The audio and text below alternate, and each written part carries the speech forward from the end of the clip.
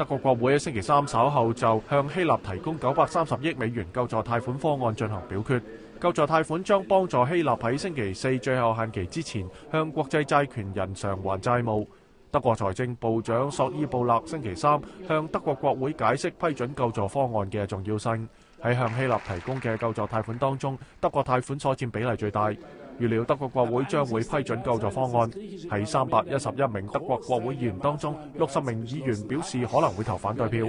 上個星期五，歐元區成員國財長批准咗930億美元救助方案當中嘅第一筆290億貸款。較早前，德國國會喺當日早上批准咗救助方案。歐元集團主席戴塞爾布魯姆話，歐元區成員國外長就呢個方案存在分歧，但喺最後一刻達成一致立場。